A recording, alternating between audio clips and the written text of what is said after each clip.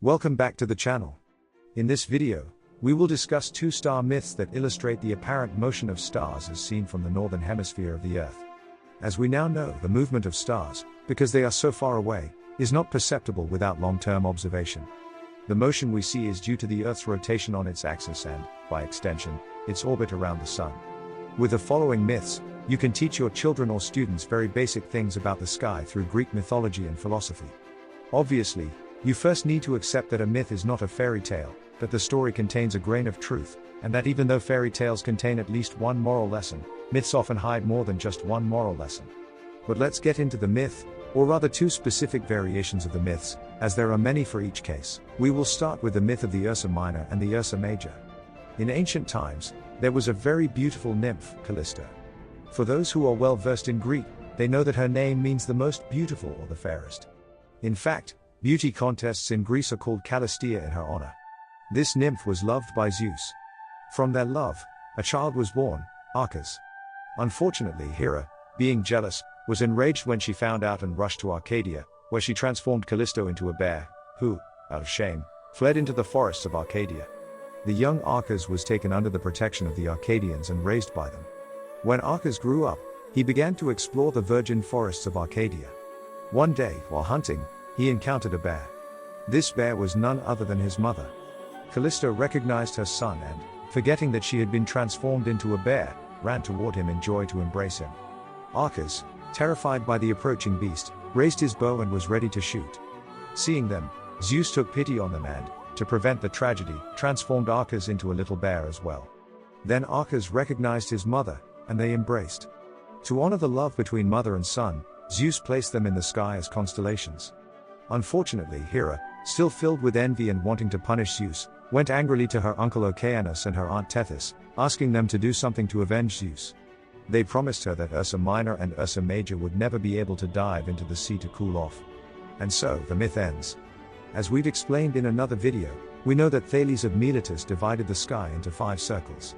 One of these, according to Thales, is ever visible, meaning always visible, and he named it the Arctic Circle.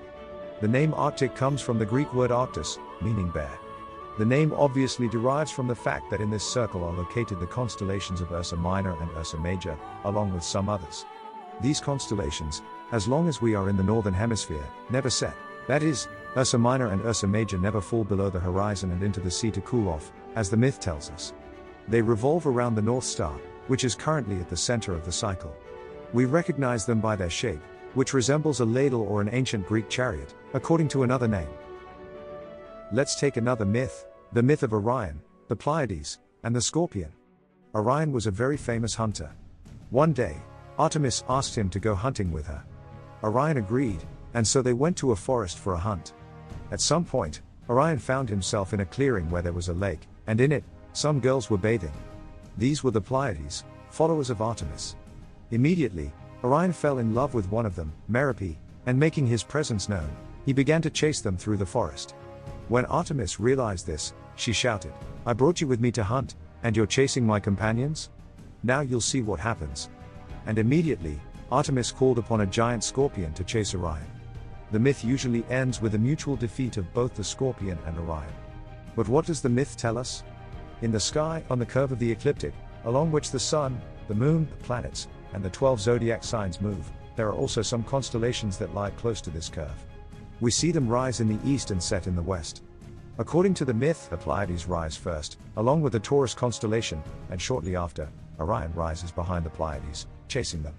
Much later, just as Orion is about to set, the Scorpion rises to chase Orion. Similarly, as the Scorpion sets, the Pleiades rise again, and the cycle continues. At night, Orion is usually visible during the winter months, as the Scorpion rises with the sun during the day from around November, while the Scorpion is usually visible at night after May, as Orion rises with the sun during the day shortly after Taurus, around May. You can easily recognize these constellations by their shape. The Pleiades resemble a small inverted delta with a slightly bent and tilted lower corner. Orion has 2 lines of 3 stars at an obtuse angle, with a brighter star to the west.